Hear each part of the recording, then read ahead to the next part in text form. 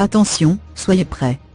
Demain, il faudra être devant sa télé, avec son plus beau chapeau pour ne pas manquer le mariage de l'année, si ce n'est de la décennie, n'en déplaise à Kate et William. Meghan Markle va épouser le prince Harry demain à Windsor devant le monde entier. Nos pressures, mais maintenant qu'on y pense, la reine aurait très bien pu refuser cette union. Blessé Harry épouser une femme métisse, américaine, divorcée. En plus, actrice aura été un acte de modernité énorme B.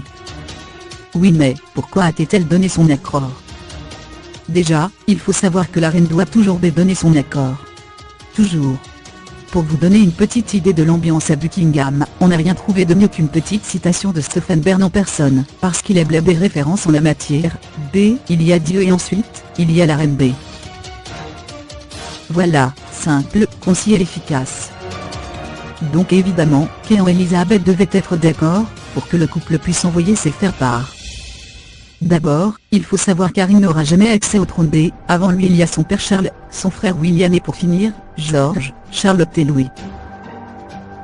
Alors à partir de là, en sachant qu'il resterait à jamais prince, il pouvait se permettre d'épouser, à peu près, qu'il voulait, et on ne sait pas vous mais nous, ça nous enlevait un gros poids des épaules. Mais ce qu'il faut aussi savoir, c'est que même si elle ne l'avouera jamais, même si rien ne sera confirmé, la reine a toujours eu une petite préférence pour Harry B.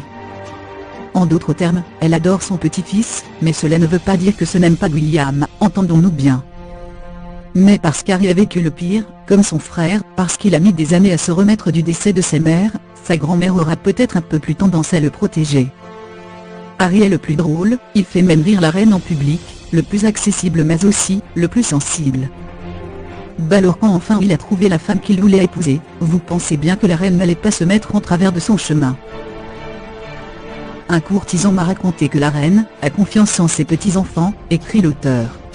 Elle accorde beaucoup de crédit à ce qu'il pense, bien plus qu'elle ne le fait avec son fils aîné, le prince Charles, a raconté Andrew Morton dans une biographie intitulée Meghan, a Hollywood Princess. Ainsi, c'est donc cette relation privilégiée qu'ont les deux princes avec leur grand-mère qui auront, en partie, permis de faire passer leur mariage respectif.